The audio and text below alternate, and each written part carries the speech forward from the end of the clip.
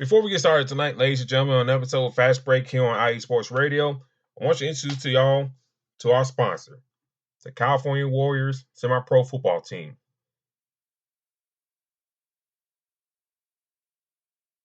The world of semi-pro sports is unlike any other sports organizations. Players playing to play in hopes of so many different outcomes, whether it's playing to get filmed to try out for professional teams, big-time colleges, or just playing to stay in shape. No matter what, all semi-pro players have one thing in common, and that's playing for the love of the game. The SoCal Warriors have been on a quest to earn titles and give players second chances since 2017. Wherever you're in Southern California or anywhere in the world, give semi-pro sports a chance if you love your sport. You may get that second chance you've been waiting for as an athlete. You can find it on social media at Twitter at SoCal Warriors. You can find it on Instagram, Southern California _Warriors, and Facebook, Southern California Warriors. Now on to the show.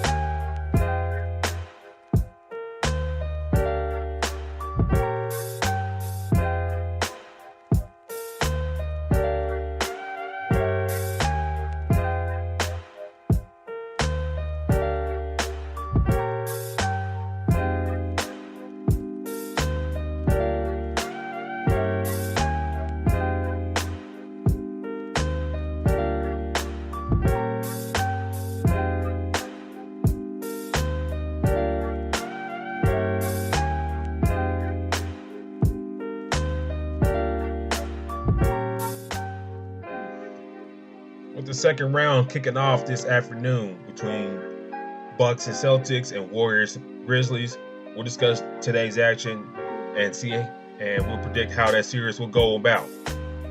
Plus, Kyrie and Stephen A. Smith are going at it again. We'll discuss if Kyrie's comments are justified or is Stephen A. Smith, and plus, is Stephen A. Smith blowing hot air?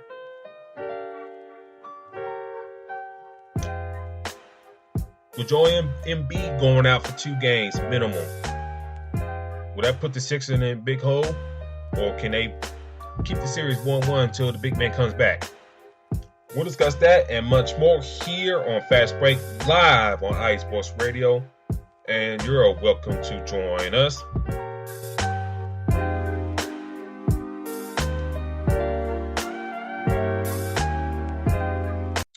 Join us as you shout tonight, ladies and gentlemen. Lots to talk about, lots to get into and discuss. Mainly playoff basketball. We're getting close to the nitty-gritty to the finals.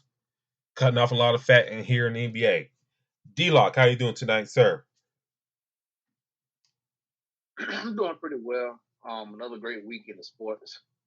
We didn't have the NFL draft, but with that going on, we just had a hell of a good first round of NBA playoff games, and now we're on to the next round.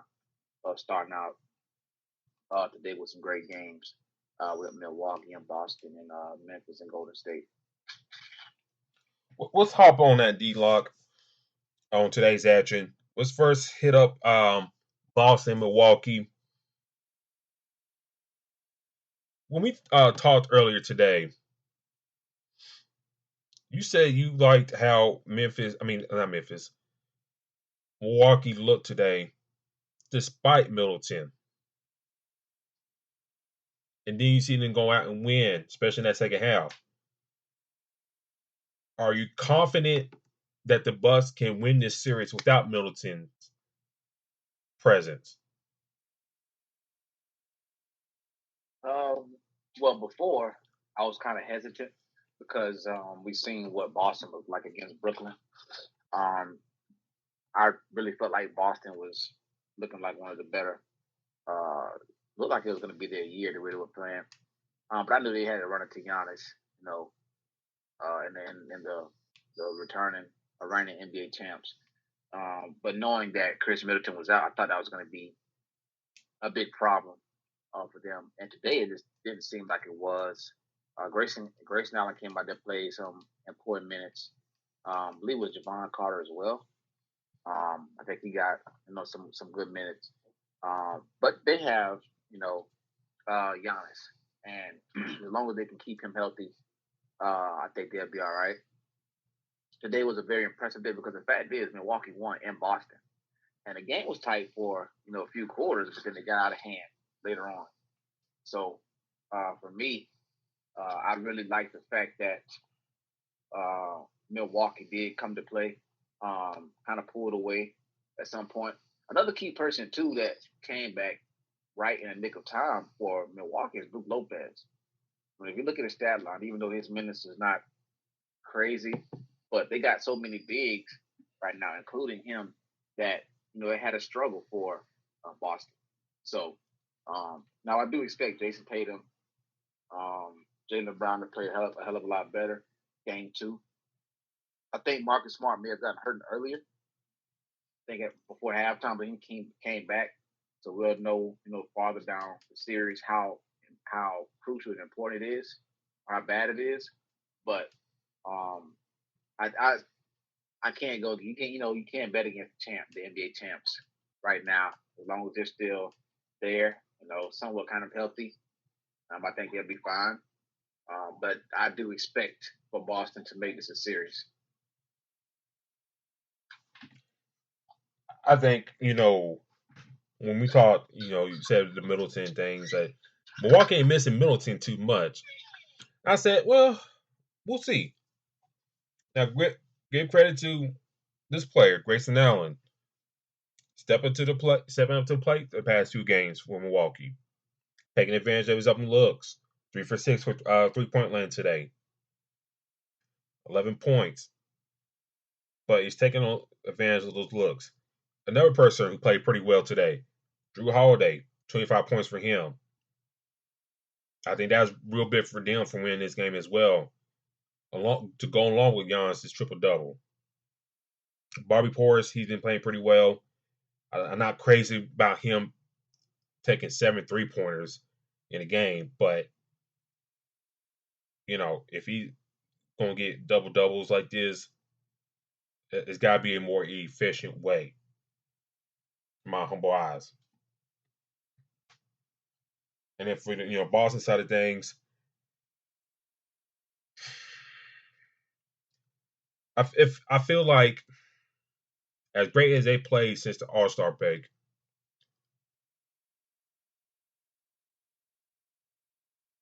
I think they're kind of missing that lead guard, if that makes sense. I know they're trying to throw Grant Williams out there and White and Derek White, but I just kind of feel they are missing a lead guard to kind of help them get over the hump. They're there. I think we've seen a rise of Jason Tatum. But I'm just thinking you need that lead guard to kind of get you over the hump. Somewhat similar like a Chris Paul type to kind of get you over the hump. If you got that type of player, I think,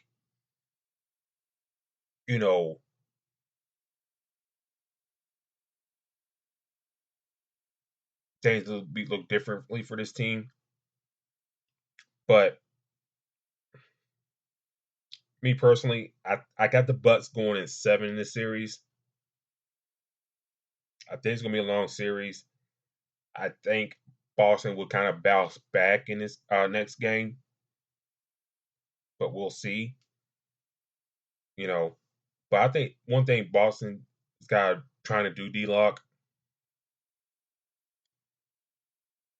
you got to find a good way to contain Giannis best you can. And not be over aggressive and whatnot like you were doing with Brooklyn. Because I think you can get away with those guys because they're more finesse players. But Giannis, he's like, okay, you're going to come at me, I'm just going to run through your face.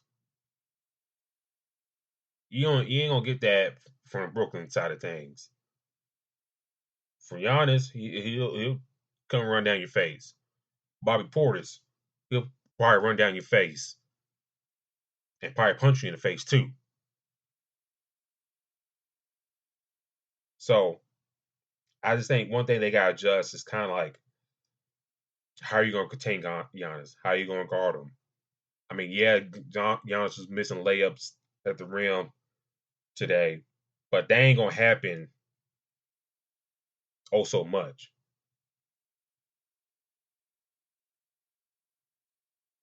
Yeah, I mean, Giannis is, clearly, I believe the best player in the league right now. A friend of mine said something that was very important. I think I believe too. They said that he's like he is the Shaq of this year, this era. And what he means by that is he can get any shot he wants, down low in the middle. He's going to get your best guy out of foul trouble. And that was the biggest thing that I had a conversation with as well. Is conversation with my friends is, well, yeah, I mean, we know Chris Middleton is out. My friend would say, well, I like Boston for sure now. I was like, yeah, but Milwaukee still got that man, because Milwaukee with Giannis, he's gonna get your best guy in foul trouble. If you get Jason Tatum off his beat, which we really didn't see him be on today like we did against Boston. When we seen Jason Tatum against Brooklyn, he looked like a madman going crazy. It didn't really look the same too much today like that. So for me, they can't contain Giannis. They're gonna have to. But also they're gonna have to their bigs are gonna have to play better. You're gonna deal with a Brook Lopez, a Giannis, a Bobby Portis, who had a stretch in this game today that just he looked great. And let's not mention they still got Serge Ibaka on the bench, who probably won't see as many minutes. But what I'm trying to say is they have a lot of bigs right now, and Boston needs to find a way to at least their bigs need to play as well as Milwaukee bigs. So yes, contain Giannis is going to be key, but their stars are going to have to play, man. Yeah, their stars got to play.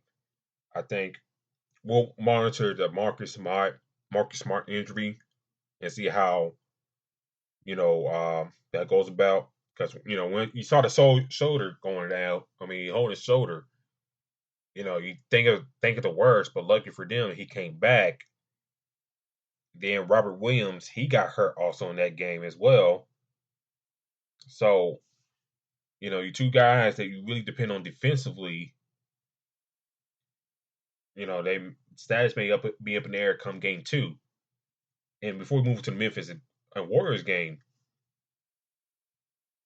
I like Al Horford and stuff like that, but and I know he can affect Giannis' shot here and there, but you can't ask like mid-30s Al Horford to guard Giannis like that. You can't. And every come point in the series, if he's guarding him like that, the extended time that he did in this game, it ain't gonna be looking pretty. And shout out to the chat and shout out to Terry Rodriguez. He's saying if the Bucks win game two, the Celtics may be done. They I make agree there. I think if they win another game in Boston, it's going to be a wrap. They're not getting out of Milwaukee. But I think Boston's going to come with it. I think they'll shoot better game two, in my opinion. so bold prediction. Who you got game two? Boston or Milwaukee? I got Boston to close this to even it up 1-1. I think we see a better showing from Jason Tatum. I think he takes over this game. But also, I think to what you said earlier, I think they're going to contain Giannis. But I think is the game plan really needs to be contained, but more so of you got to stay out of foul trouble, because, like you said, when Giannis comes downhill, the last person we've seen come downhill like that with a vengeance like that, and he's going to get your best guy out of foul trouble, and he's going to get you the N1, is LeBron. And remember those days. He's still doing a little bit now, but we seen on the consistent where he would come downhill like a freight train. Either you get out the way, or you about to be walking off the court kind of injured. So they're going to have to contain him. But I don't think Boston falls. I just think they're too good right now. I think they don't.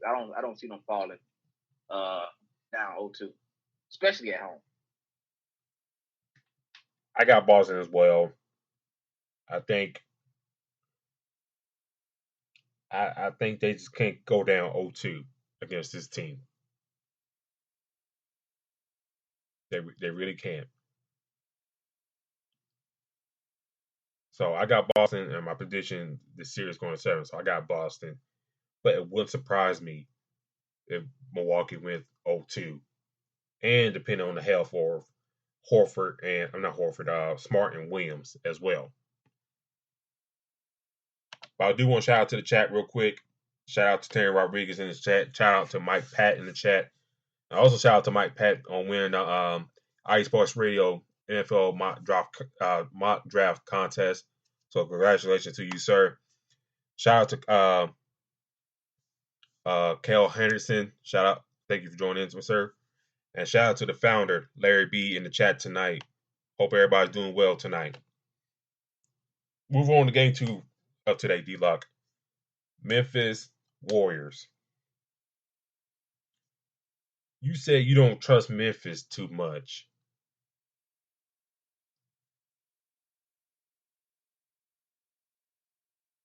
Do you think is it the young age of the group, or there's something else that you thought of to think that way? I think it's the fact that they kind of remind me of the Celtics that I talked about, last year, of what we've seen of the Celtics in the past. They got so many guys that can score. They got a lot of different rotations that they can go with. Desmond Bain has been a hell of a player so far. Oh, yes.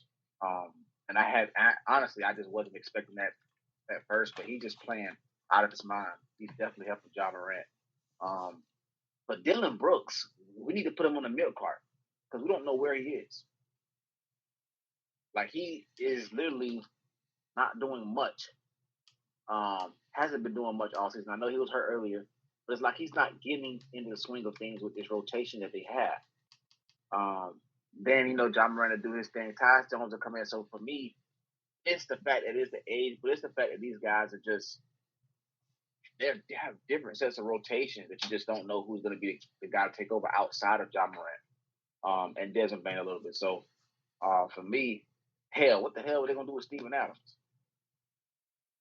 So for me, I just don't trust it too much. I'm looking at Golden State like you got these guys who you got the Splash Brothers back. All you did was add another one in Jordan Poole.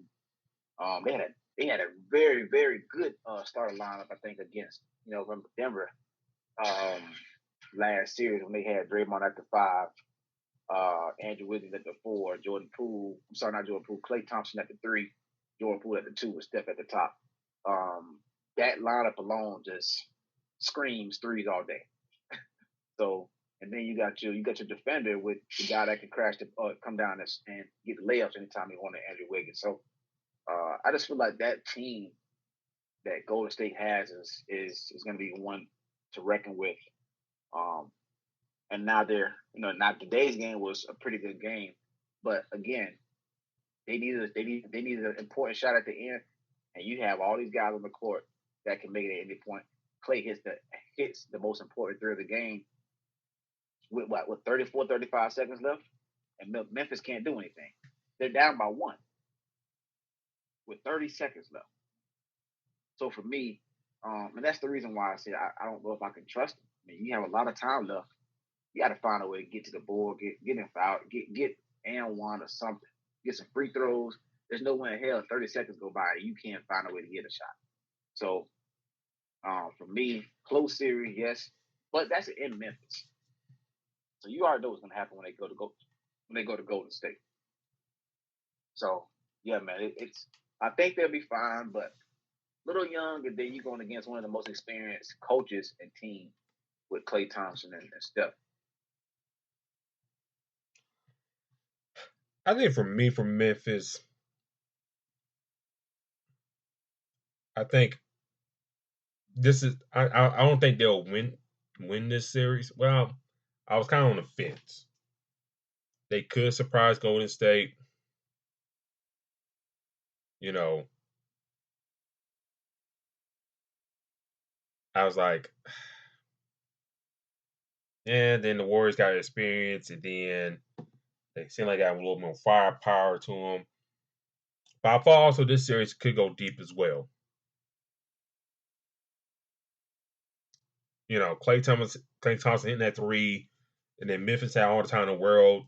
Not all the time in the world, but to get that last perfect shot to win the game. It didn't capitalize on it, but nothing really to hang your head on. You were just down by one. But granted, you had some big leads in this game that you kind of squandered. You got a big day from Ja Morant. That's good. A big day from Jaren Jackson. Also good. I need to see more of that from Jaren Jackson because, if we be honest, D-Lock, Brandon Clark really kind of outplayed him that Minnesota series.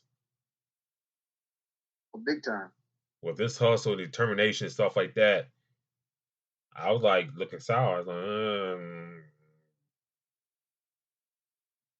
like they could, if Memphis wanted to, they can consider Jaren Jackson extendable and kind of push Brandon Clark in the starting lineup. Who knows? Correct. We'll see. Time will tell. I think one person that really got to step up for Memphis in this series, and he should have the highway open for him to get more. I mean, to have easy looks.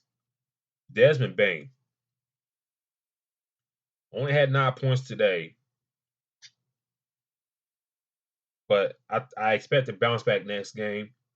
But I need more. They need more for him. He can't. I mean, you can't have an off night like that and expect to beat this team. Cannot. So that can't happen. Dylan Brooks, like you mentioned, I really don't know what's going on with him. He seemed kind of just there.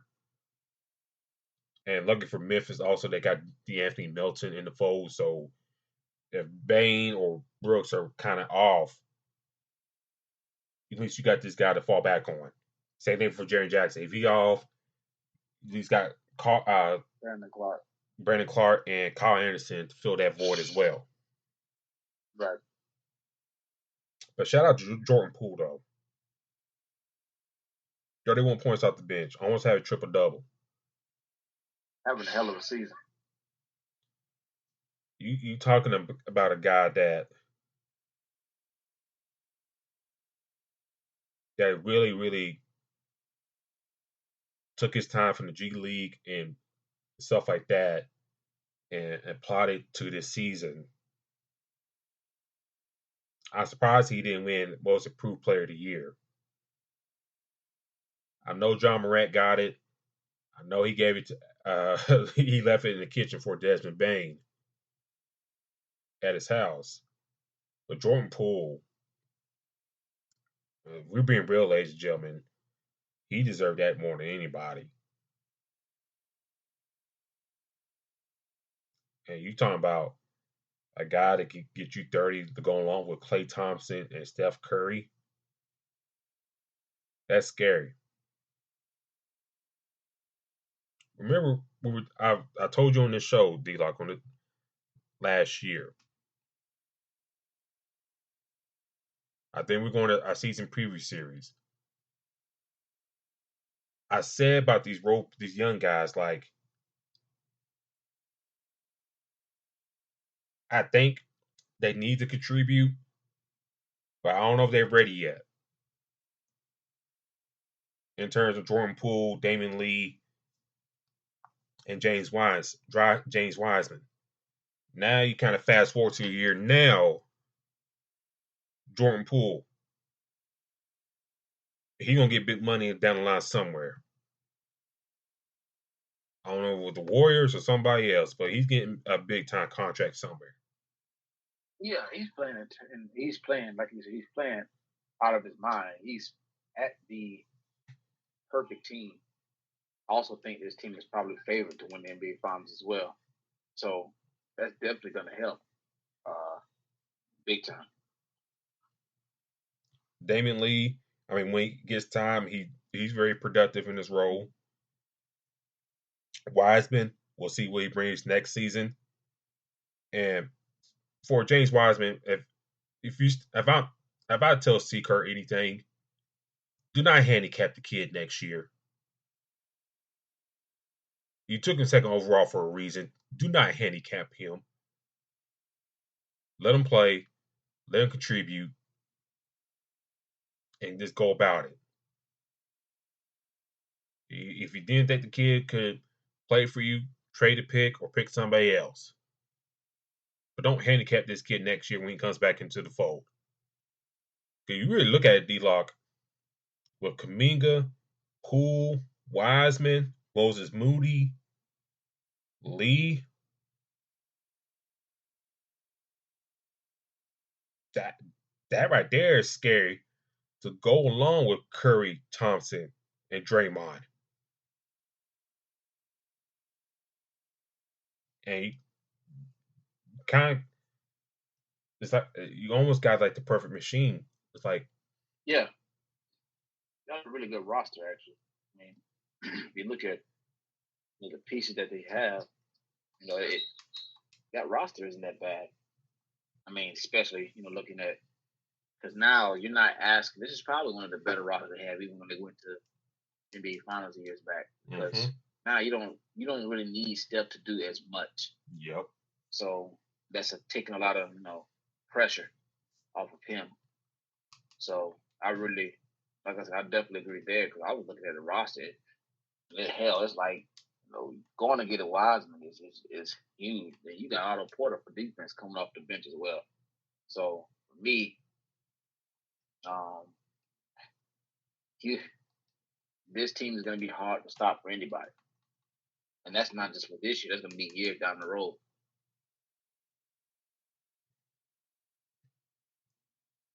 Yeah, that's the beauty of it. And then the top on that, especially with both teams here, the drafting has been phenomenal. If you look at both of these squads, ladies and gentlemen, most of these guys they contribute in the roster are homegrown talent. They drafted these guys. So, this may be two teams we're looking at down the line, 5 years down the line that we talking about as title contenders. Well, why? How can that be? Drafting, using your scouting departments, making the obvious pick or making a good pick for the rope guys.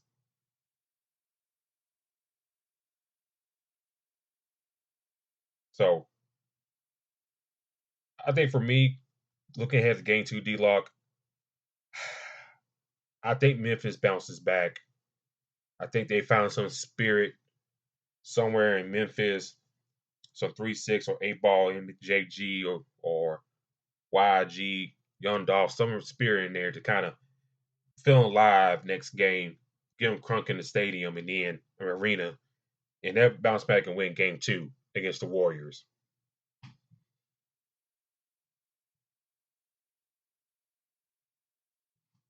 I, boy, I don't know, but I think this Warriors team might have to take the broom out on this one, man. I mean, I like Memphis. I just, dude, they might have to. Golden State might just have too much, man. I mean, unless your base get like Draymond, and Draymond got ejected earlier too. Yeah. So he's a valid piece defensive wise. Now you got Otto Porter, a couple other guys, but You know what kind of voice Draymond brings in. So for me, I just think it's the inexperience.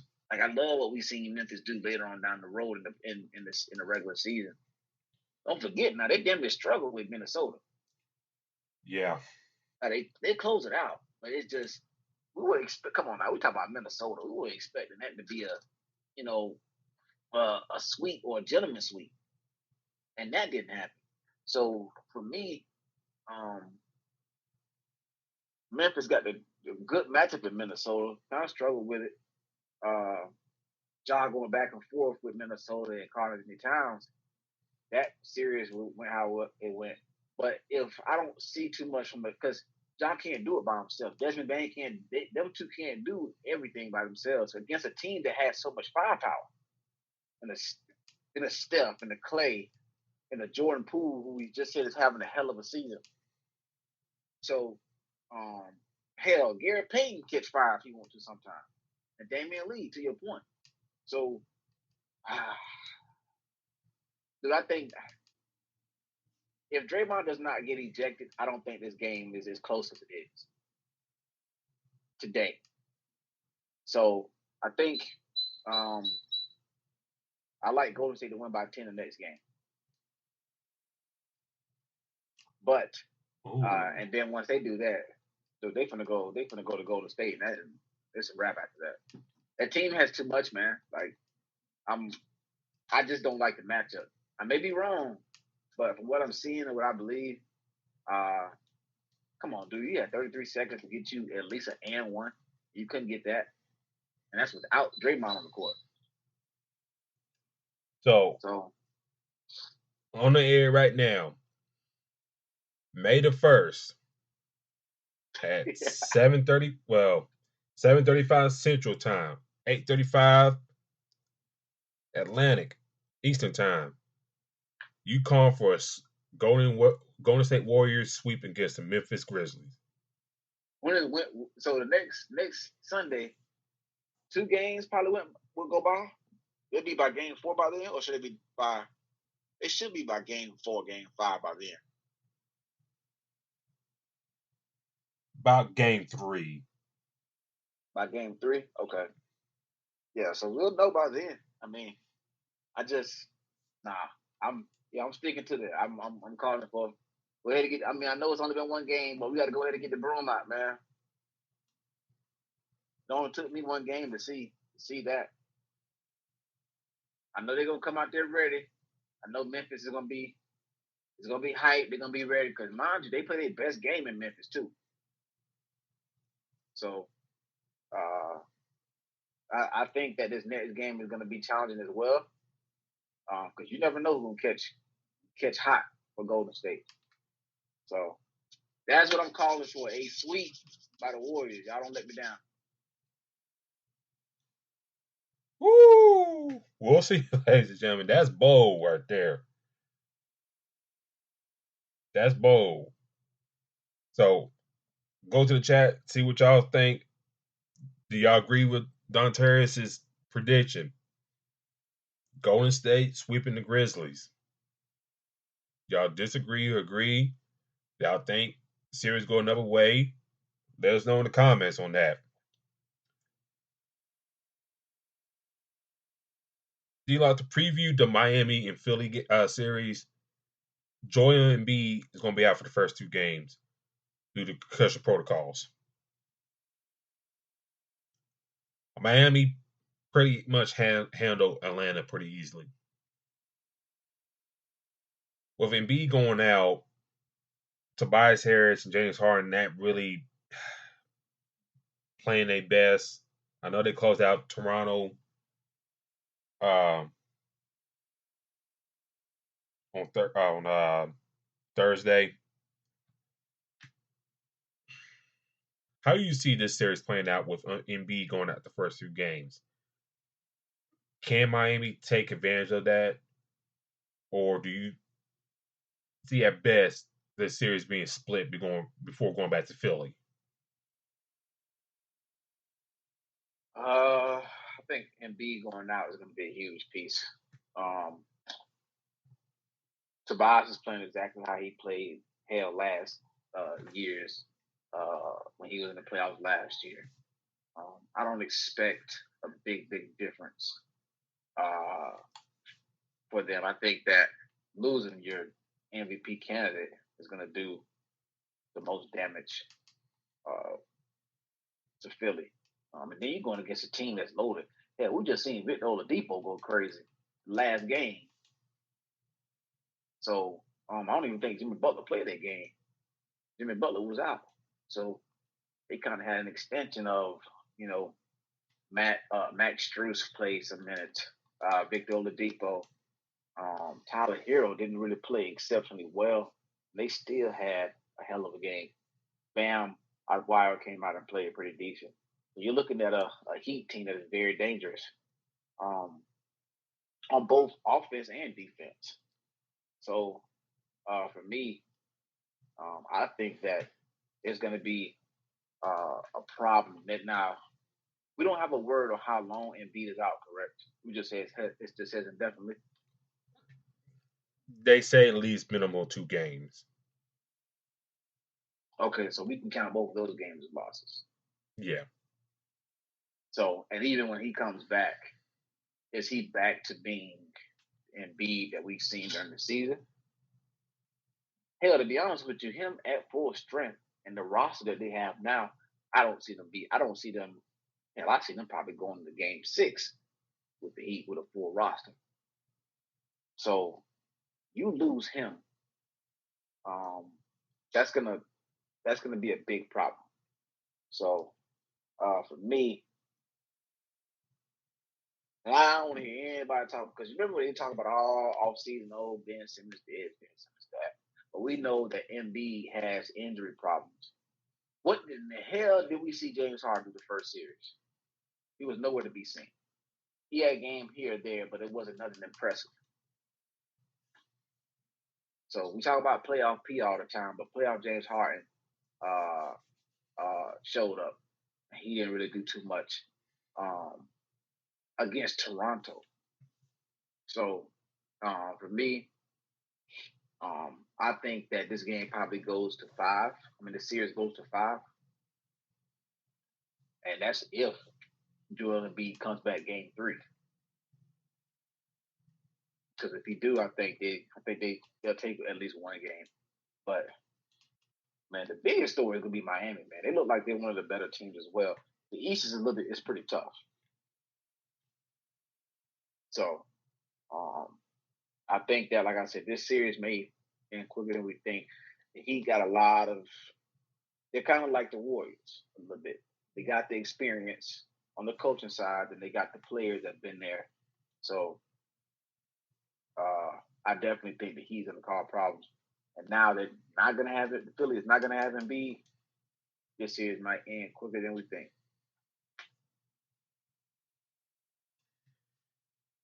I think Embiid going out doesn't help the Sixers at all.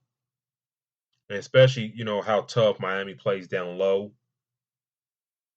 Even without Jimmy Butler in that last game against the Hawks, if he plays or not. Kyle Lowry will not play in that game 1 against the Sixers. So, whether that affect them or not, it kind of don't matter because, with Oladipo coming in playing well, Max Strus playing well in that closeout game against the Hawks. And then on top of that, you bring a Hero and Robinson off the bench. And by the way, I think the Heat probably jumped the gun playing Duncan Robinson all that money. Oh, yeah. I was like, y'all paying him $90 million? And y'all finding guys undrafted that kind of doing like the same thing? Now, granted, Duncan Robinson's undrafted as well, but you kind of get what I'm saying when I say that. Like, y'all kind of jumped the gun there, and you didn't got paid Tyler Hero some down the line, but and this would be the same league. Sorry to get off topic. This would be the same league come collective bargaining agreement. Ooh, that's gonna be real doozy to talk about. Anyways, but talking about using a Duncan Robinson for example, like, well, you know, we shouldn't pay him this much, and can we get an amnesty clause to kind of get rid of his contract, even though we paid him, and blah blah blah blah. But anyways, back to the story at hand. PJ Tucker playing tough, Bam Adebayo playing tough. Um, James Harden, he's got to bring it this next series. Him and Tobias Harris, both of those guys, they got to bring it. And I feel like if they don't bring it, then it's gonna be like a 4-1 Miami Heat series win. Same thing like Atlanta. With Embiid, he can punch you down low. I hate the flopping that he does every once in a while, but he gets you buckets. And I think also lucky for Philly, D-Lock, Tyrese Maxey has really come alive for them. Because, like you mentioned about James Harden, I was kind of like, I'm going to say, but with you.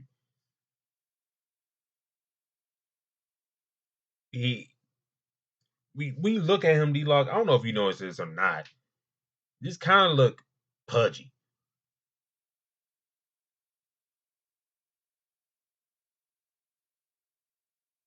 Kind of like me. I got like a little stomach. He got like a little stomach on him and stuff like that.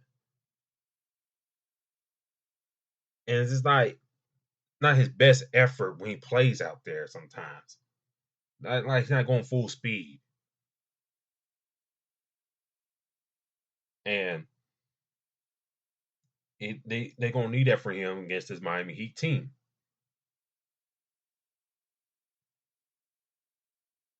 But I preview the series. I gotta go. I'm just gonna call right now. I think the Heat wins in 5.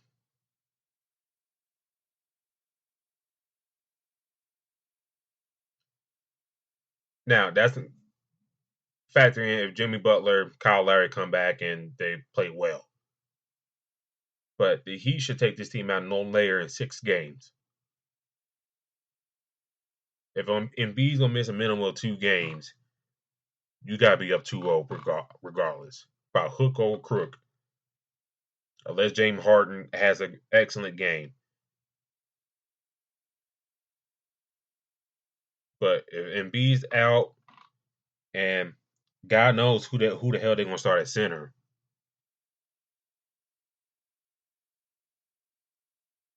You got to take advantage of that, in my humble opinion.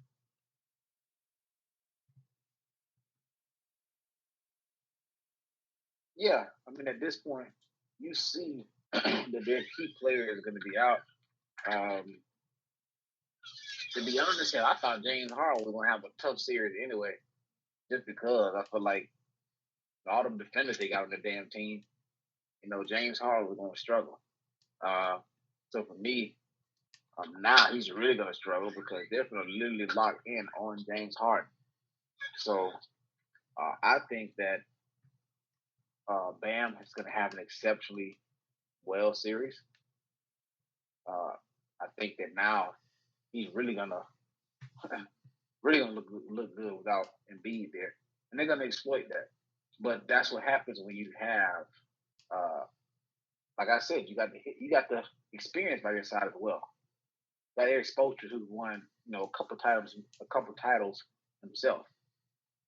So I think that, like I said the same thing. I think it's gonna be done in 5.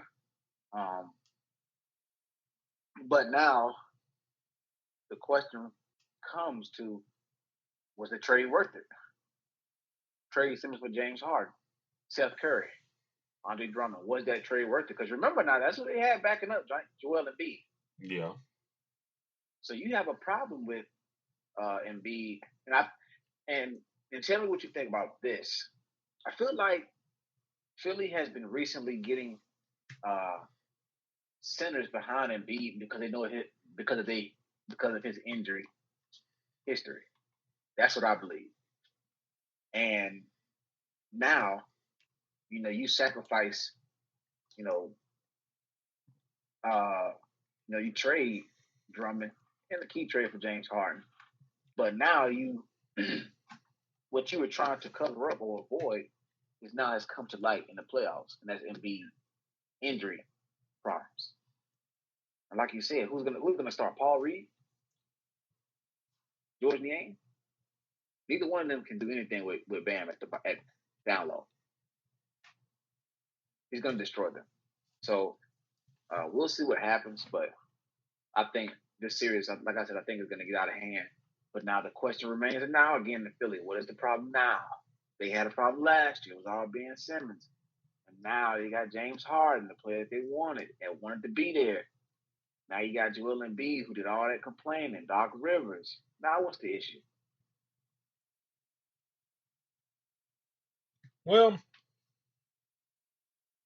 they always kind of had somebody there in place of center for Embiid ever since he was drafted.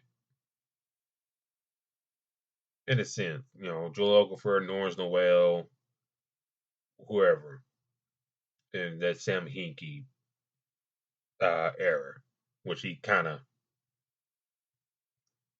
really fucked up if you really think about it. The trade, I don't know. It's a time will tell thing, but we kind of look at right now.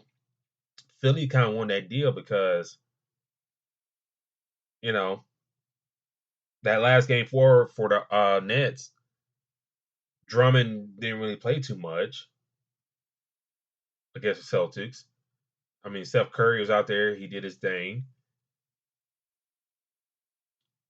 and Ben Simmons, we talked about last week, and I already said my piece about him. I say what he got to do and whatnot. His ass better be ready by September. But you also got Paul Millsap in that trade. You also got DeAndre Jordan. Damn, I forgot they got Paul Millsap. Yeah, I forgot too. Now I have, and then even that blowout against the Raptors, he didn't play at all. I was like, damn, I forgot they got Paul Millsap. I said, damn, I forgot they got him. I mean, keep getting those checks, but still, I get no minutes. And well, Doc Rivers probably lean back in his chair on the bench and probably like, hey Paul, give me a good 5 and see, and we'll go from there. He may have to, but for the backup thing, they tried with Dwight Howard, they tried with Andre Drummond. Embiid's out now, so you got DeAndre Jordan and Paul Millsap in the fold. So run one of those two out there and see what you get, and we'll just go from there. I don't know who they're going to start come tomorrow. We'll see. But that's we really see what's going to happen. See what happened with them, and just go from there for the Sixers. But if you really think about it, Bam Adebayo about 6'8", 6'9", 6'8". If you look at height, PJ Tucker is what 6'4", 6'5". So yeah, he's around there. So with the Heat, you're not doing a lot of size if you really look at the metrics and things like that. I mean, they're big elsewhere too, at that forward spot and the guards, minus Kyle Lowry. So in hindsight, yeah, Embiid going out hurts. Your 7'1", 7'2" guy, 300-pound center is gone. But in essence, you still kind of match up pretty well. The toughest part, you know, debatable, but you somewhat still match up well.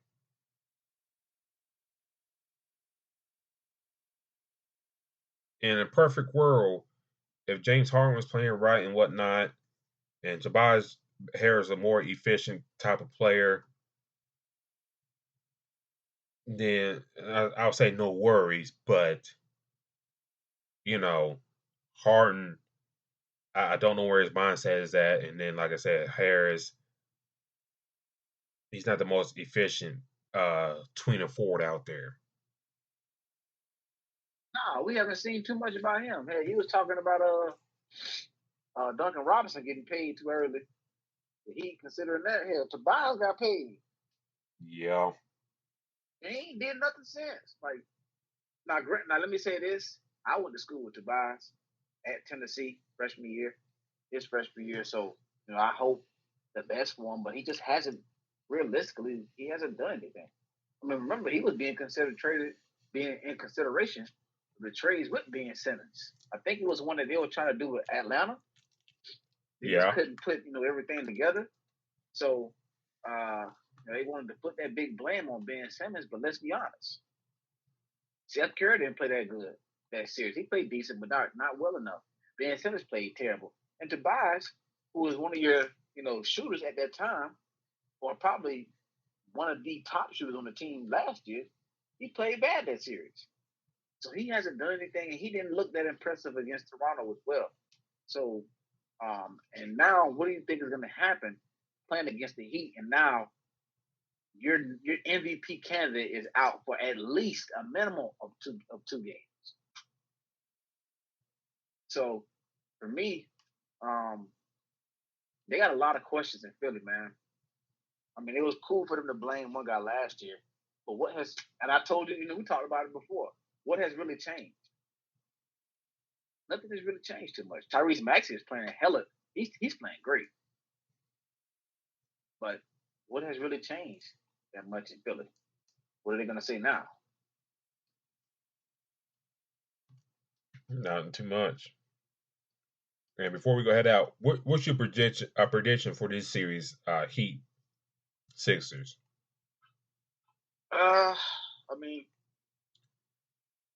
I ain't gonna lie, man. Either way, whether Embiid plays or not, I see the Heat winning at 5. Unless James Harden looks like the James Harden in Houston. Remember, this is the same guy that said he was ready. He didn't want to do any talking in the press conference. He was just ready to play. Remember that? Yep. He was ready to play. He was ready to play.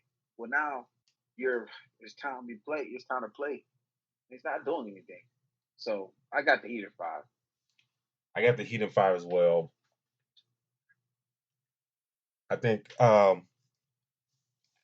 maybe I don't know. Maybe he will. Maybe he won't have a big contribution in this series. But Victor Oladipo starting that playoff game and having that self confidence, I think it will go a long way. Especially with Kyle Lowry out this first game, I think that'll be a huge confidence booster for him and for that squad, especially especially if guys like Duncan Robinson or Tyler Hero are not picking up that slack. So give me the Heat in 5 as well. And we'll see how this rest of the series play out. But this has been our show tonight, ladies and gentlemen. Thank you for tuning in with us. Lots of things we discussed. Some things we didn't get to. Like Kyrie and Stephen A going at it again. The Phoenix and Dallas series. So we'll touch down that down the line. But D-Lock, how can the people find you on social media? You guys can find me at Black-813, Twitter and Instagram. The draft just happened, so I definitely talk about a lot of our picks. And then, of course, the Magic being a lottery pick again, which is no shocker. Let me know where they can find you at, man. Find me on Twitter at Spawn4288. That's Spawn4288. Also, do follow the show on Twitter as well as FastBreak.IESR. That's FastBreak.IESR. Also, do want to shout out, fan them up, Justin Eckestorm, a Vikings fan from Minnesota. His Twitter handle is that the Sports Crib 21. So shout out to Justin for being our fan of the month. I know the Vikings didn't do diddly pool in the draft to your liking, so. But shout out to you though. And also, IE Sports Radio turns 8 years old this month. We're hosting a special 3-hour edition of the Defining Moment on May the 14th. So it's coming up soon at 12 Eastern to celebrate. Come hang out with the founder, Larry B, and also with all of us here on IE Sports Radio. So thank you for making this possible here in this network. We're glad to be blessed and be on this program, this network for the past couple years to bless y'all through the airways. And we hope we continue doing that in the future. So May 14th, to define the moment, the flagship show here on IE Sports Radio. Tune in, 12 Eastern, for 3 hours of sports goodness. But until then, ladies and gentlemen, we'll be back here next week, discussing more playoff action and so forth. Until then, we're out.